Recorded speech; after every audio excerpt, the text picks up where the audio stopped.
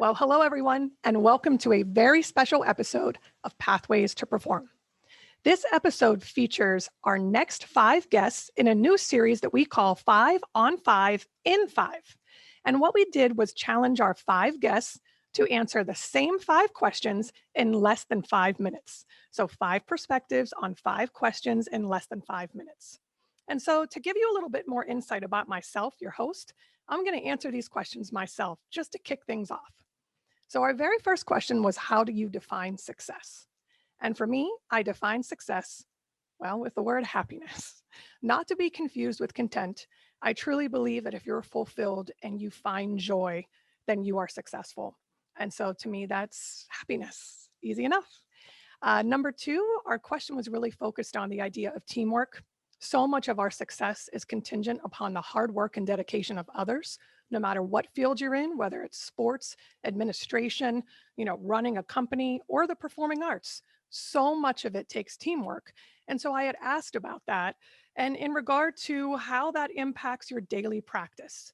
And for me, each and every day, I walk forward with 2 key components, and that's communication and transparency. I believe in being honest and truthful so we can set the goals and initiatives and definitely communicate. And our third question for our guests was, what is your greatest failure? For me, my greatest failure is not being able to reach all of my students. As a young educator and teacher, I was not equipped to understand that I needed to meet the student where they were on their journey, not where I was on my journey. And so that is my greatest failure would definitely be not being able to reach all of my students.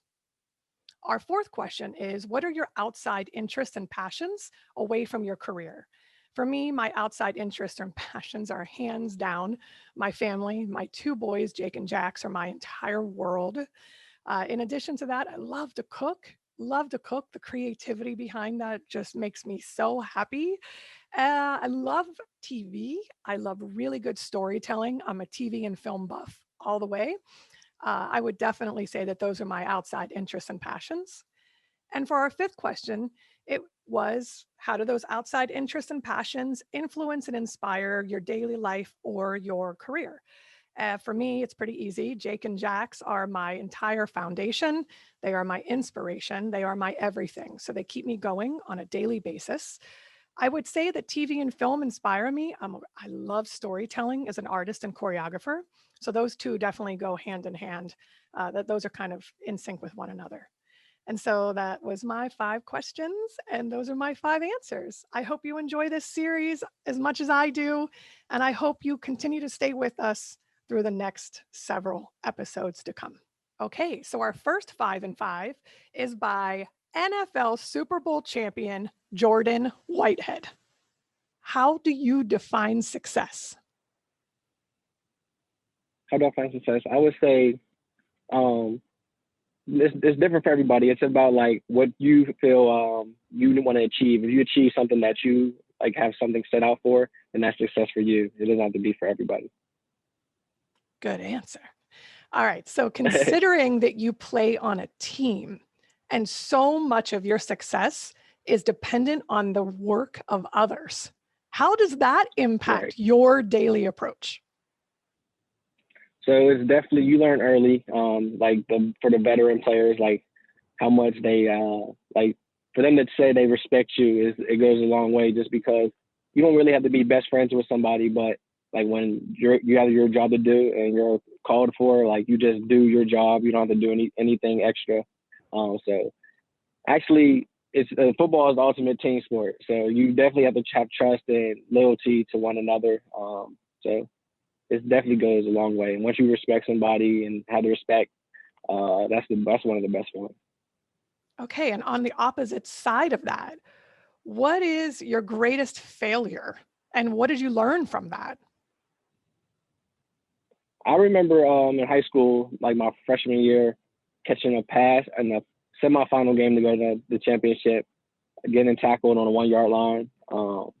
And then I remember like when I was younger, and going to my sophomore year, I was just so hungry to get back on the field and go win the championship after that. That was probably one of the worst times. I understand. but you learned from that and it fueled your Learn from fire that. to keep going. Okay, Yeah. so, outside of football, what are your current interests and passions? So besides working out, I like in Florida, there's a lot of things to do. So I'm like in the water. I'm trying to get more into the water, like be a water guy. That's beautiful. If I lived in Florida, I'd be in the water every day too. And so is there a way in which these interests or passions, like does the water inspire or actually, just kind of make you a better football player? So I like nature and the water. Yeah, it's actually it's like good for your mental. It's like you just set like it relaxes you. It's like a form of like not physical therapy but mental therapy. After like a long day of practice during the season, it's stressful. You need something to depress from and get away from football. So it goes a long way. That's great. Next, we'll hear the 5 and 5 by stage, film, and television superstar Stephanie Stiles. How do you define success?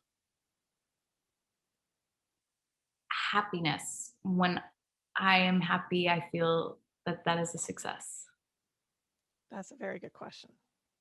Very good answer. It's a hard question. It is a hard question, but that's my same answer. Happiness. That's it. Doesn't matter what you're doing. If you're happy, you're successful. I Yeah. agree.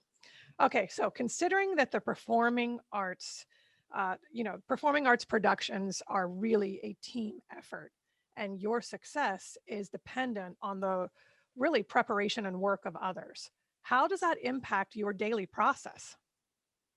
I think it's what we kind of hit on right before this, and that it's, giving grace and being kind to the people around you because you never know where they are on their literal journey that day with what they have to achieve or where they are on the whole. So it's just being open, being understanding, being kind, and any opportunity you can to celebrate other people. Just celebrate other people, lift them up because it'll only lift you up, and to just look out for each other. And I think if you're all looking out for each other and lifting others up, then you all will be lifted. You all will touch the stars.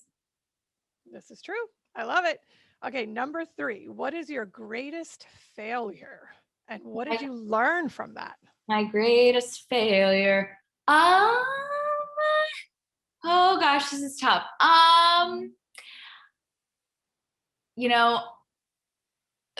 I would say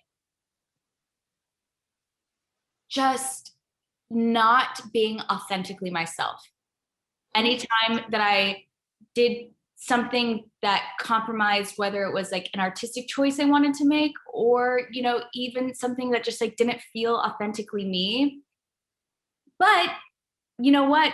I wouldn't know who I am if I didn't, make those mistakes, whether they were in auditions or whatnot. Like I wouldn't know who I was as a performer. So I think, just being true to being true to yourself, but also again, failures are terrible, but they often show you who you are. And I think I heard someone quote once, they're like, you can't bounce back to anything you never were. It's not like you're going to keep on going back to that. So if you mess up, it's like, yeah, let's be accountable. Let's take that. Let's be like, that is something that happened. And then let's learn from it. But also I fell over on the splits twice during Newsies in the middle of a crowd of people. And that was a big, giant fail. So I would say that was pretty rough. And anytime I lost my headband in Kiss Me Kate and like Corbin tumbled over me and like Kelly was like, what's happening?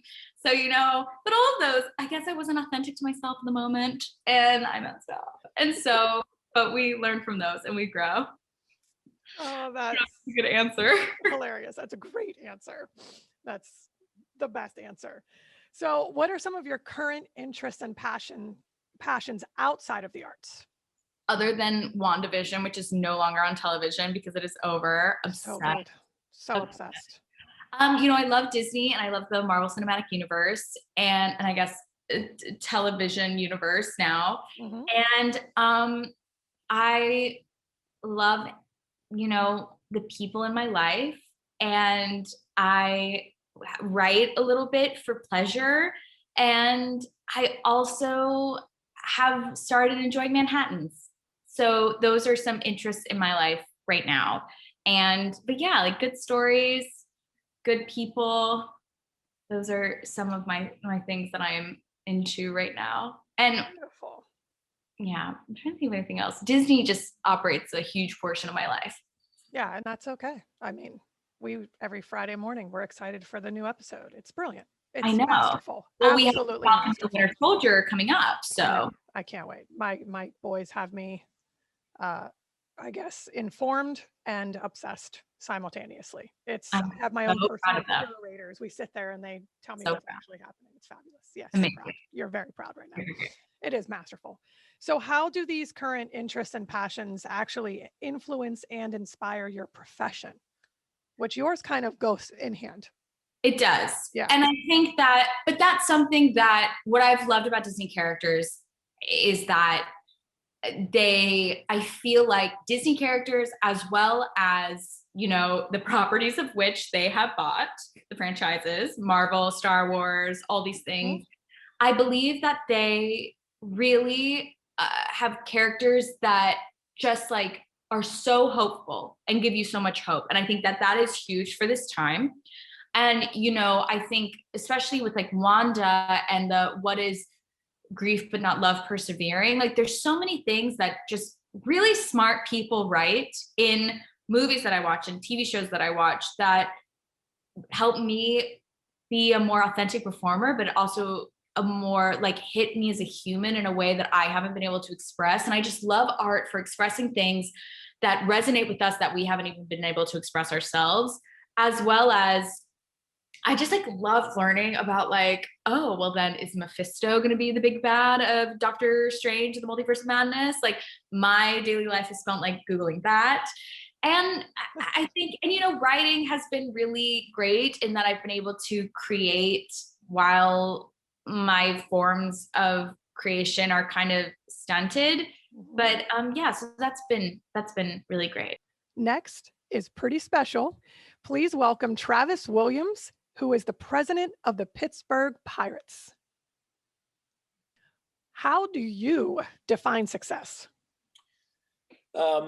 I'd say being happy at home and being happy at work, which is not always an easy balance, but that finding that work-life balance and being happy in both places. Home is raising a wonderful, well-rounded family with my lovely wife, and being able to do that and make sure that they understand the important things in life: service, faith, hard work, determination, drive, all those things we instill in them every day. And I'd say at work is building a well-rounded team at work and making sure they understand those same core values: passion, innovation, respect, accountability, teamwork, empathy, service. Those are our core values and our mission. And so those are the things that we do day in and day out. Oh, great. Okay, so my second question is, considering the team aspect of professional sports, so much of your success is dependent on the preparation and hard work of others. How does that affect your daily approach? I think the important thing for me always when I'm evaluating how to put teams together, because that's really important, right? I can't do it myself. I have to have a great team around me. And when I do that, I always try to identify what are people passionate about. Because if they're passionate about it, they'll be really good at it because they'll strive to do better day in and day out. And so I like to put people in places where they have passion and will succeed, and then provide resources around them. So that for me is, and people here probably get sick of me hearing it, but that is my core mantra around how we build teams. Well, I think it's a good one.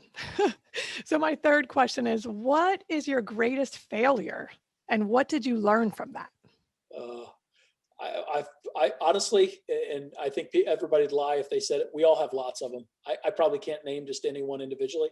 I've had lots of them along the way.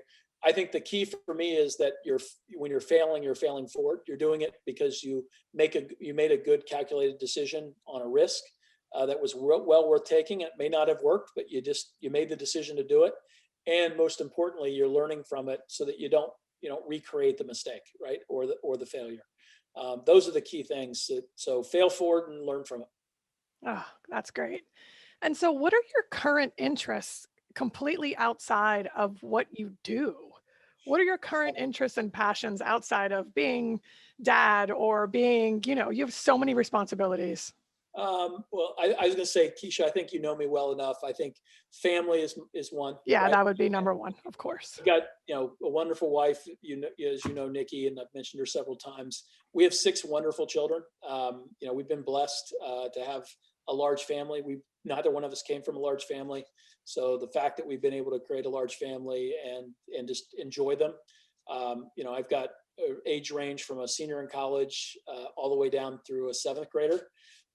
They are great kids all in their own right, very different in each of their own right, doing different things. One thing that is a core thing through our entire family, though, it's my second passion, is the arts. People are surprised by that generally because of sports executives typically aren't as involved in the arts or as passionate about it.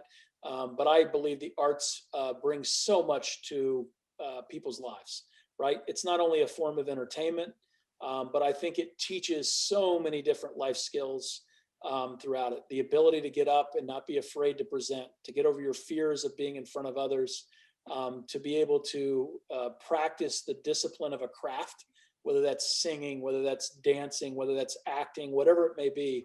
And I've been blessed with 3 in our family out of the 6 who are all able to do that day in and day out. I've got a daughter who is in Nashville at the Nashville Ballet. We moved her away as a high school freshman to go to Boston and train at the Boston Ballet. Wonderful experience. She lived with my wife's college roommate from Duquesne, of all things. She was blessed with a skill and an ability, and we invested in it to put her there, and it's paid off. And she just, matter of fact, sent me pictures last evening of her and her outfit of a community event teaching kids about ballet that she's doing. So she's doing all kinds of things, and she's got the core value of giving back to the community and kids, and wants to be part of that. And then I've got 2 other ones that have performed and had the good luck of performing on the stage at the Benedum in multiple different roles as kids, and have just learned so much from it. But the ability to interact with adults and not be afraid to do that, and to know the discipline of showing up on time, learning their script, taking notes and taking advice and taking criticism. Kids have to learn that today, right? You're not always perfect. And so all of that stuff wrapped up, and I know that's probably a much longer answer than you wanted, but in a speed round, but I think all of that from the arts, I love. In addition, just to the beauty of the arts, I love going to shows, whether it's the ballet or whether that's the musical theater. We are always there and always supportive, and just can't get enough of it in our family. Even those that don't perform, and we even make them do the school plays, even if they don't perform on the Benedict stage. So, as you know, we've had a couple of those that have been Yes, drug along by mom and dad and exactly. big brother, big sister into school plays. So Yep. fun stuff there too. It's so great. And I just enjoy the depth of the answer, because it's not just a broad stroke, it's actual rationale and behind why, right? Why. And so how do these, passions influence your leadership? Yeah, I mean, I think for me, I think from a leadership perspective, the importance of family to me, and that work-life balance that I mentioned earlier. I think when I lead, it's important for me to remember that, because I think that everybody, in order to be most effective in their job, has to maintain that work-life balance. And there is no family event, quite frankly, that work needs to take precedence over, in my opinion. So the events happen and they'll never happen again, but work will be here tomorrow. And so we all are accountable. We'll all get our work done.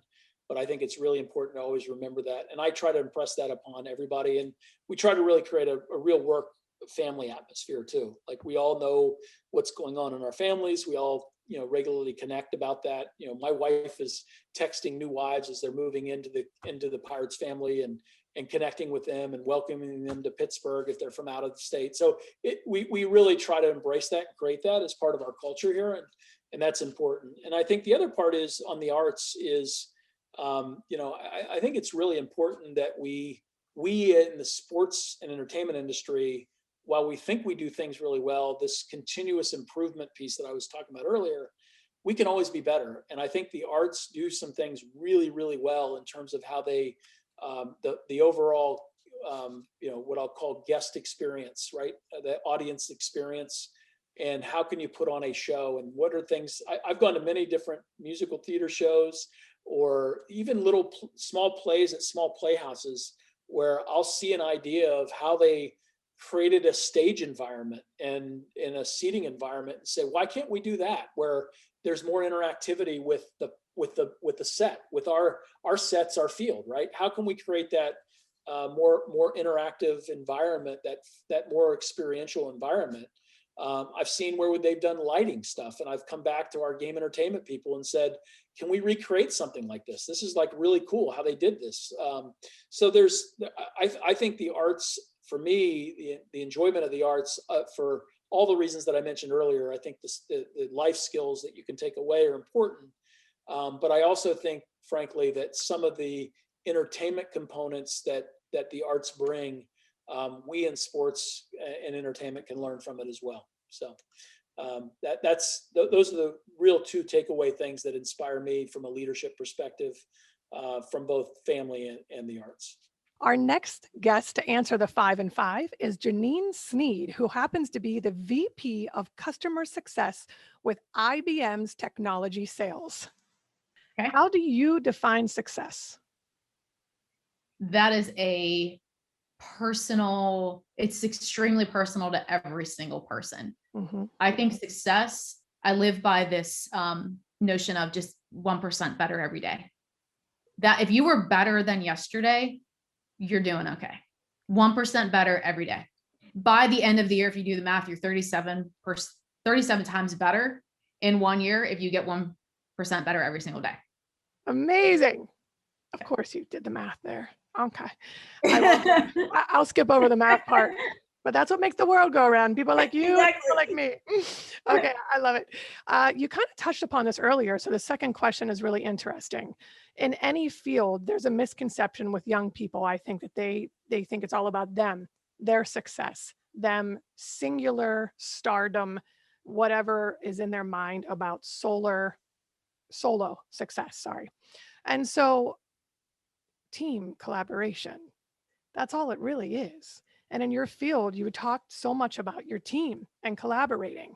And what is it like to have so much of your success be contingent upon their hard work, their dedication? And how does that impact your daily practice, your daily process with your team? It's a great question. So as a leader, it's not about you. The day you become a leader, a manager, it's not about you. The day you become a mother, the day you become a father, it's not about you. And so you got to put yourself into your now servant leadership, and you've got to be there for your team.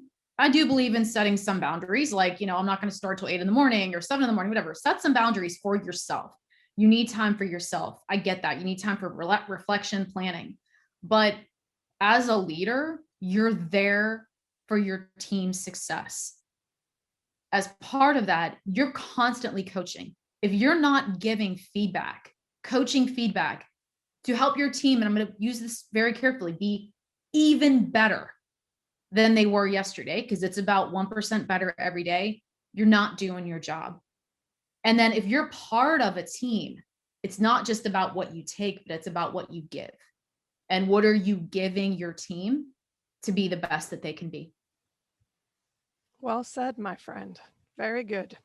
All right. So for our question 3, what is your greatest failure and how did you bounce back from that? Ooh, that's a great question. So this is a great learning experience. So a couple years ago, I was running a project to bring 2 big portfolios together. And it was across 3 general managers. And I did not have a manager that supported me at that time.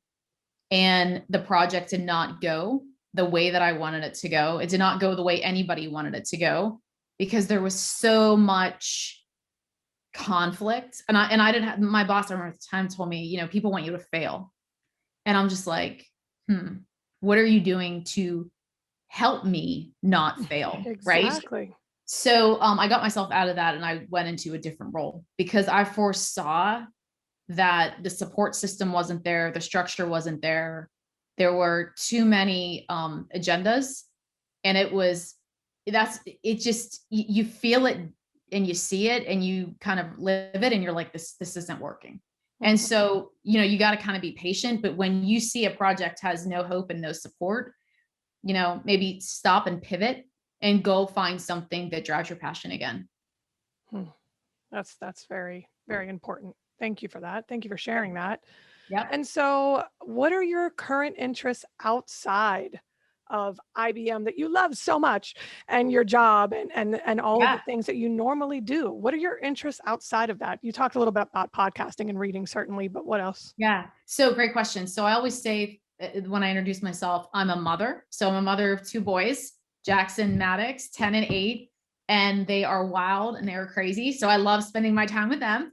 I'm a wife to Matt, who's also completely crazy and insane and very funny. So I enjoy spending time with Matt. And I'm a runner. I love running. I'm obsessed with it. I love biking. I got into the Peloton craze over COVID, and I'm a hiker.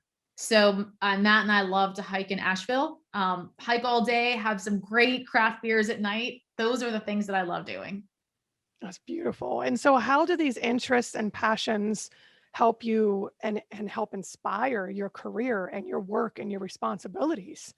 Great question. So when a lot of my exercising is like, it helps me think through problems or clear my mind and start fresh. It's amazing what a hard run or a great spin will do to kind of clear your head and give you a fresh perspective and also kind of get some of that stress out.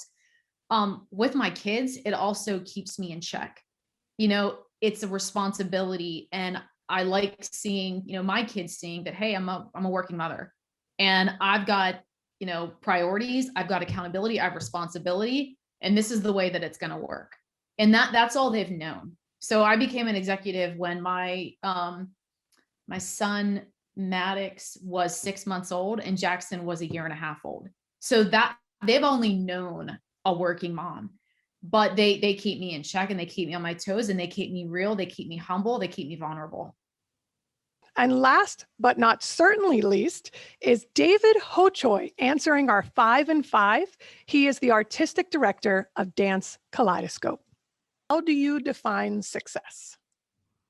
How do I find success? Being able to do what you want and be paid for it. Oh, that's good, especially as an artist. Very good. That's Okay, so much of your success is contingent upon the hard work and dedication of others, a community. So how does that impact your daily approach? How does that impact my daily approach? Well, knowing that I have to deal with a lot of people, it gets me. It's like a performance. Every day is like a performance. I have to perform every day because I have to get up in front of these people and perform. That's a very good answer too. Okay, so my third question, what is your greatest failure and how did you bounce back from that? My greatest failure was a horrible ballet that I choreographed called the Healing Cup, where I thought it was going to be so great, and I had a libretto and music composed for it, and oh my God, it was a stinker. A stinker. Really? Yeah. Just horrible. Awful. And how did you bounce back from that? How did I bounce back from it? I just kept on choreographing. I love it. I love it. We all have duds, right?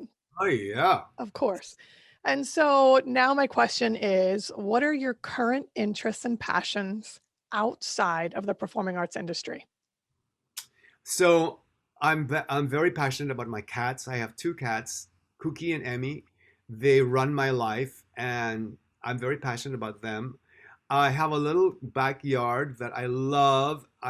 It's really, actually, having lived in New York for so long, and then coming to a place where I can see nature every day, and the grass and the leaves, and oh my goodness, it's so great. And so that's another wonderful thing that I like to do. And I love to cook. Yes, I was waiting for the cooking comment. Yeah, I actually yesterday was Easter, and I made Easter dinner for 6 of us. Oh, that's amazing. Yeah. So how do these current interests and passions really inspire what your daily life is and your responsibilities? Well, it's very that the cooking element is very, very easy because Mr. Balanchine, was a very good cook too, and actually I say to my students this all the time: when you cook, you have to mix a lot of things together and make sure that it tastes good. And I tell them that all the time. You don't go to when you go to the grocery store, you don't buy pasta and meat sauce and tomatoes and vegetables, and you don't put the raw things on the table for the people. You have to process them and cook them. And it's the same thing about learning how to dance. You have to process everything, mix it up, cook it, and then spit it back out. That is so, the cooking metaphor is very, very important. The animals thing, it's also from Mr. Balanchine. I love watching my cats move. They're so sensual and they're so graceful, and every moment, every movement is magical. I mean, I could watch them forever. Thank you so much for joining us for this very first 5 on 5 in 5. Please stay tuned as each guest has their own podcast special. We look forward to you joining us. Please subscribe, find us everywhere, share, and tell your friends. Enjoy. And as always, thank you for your support.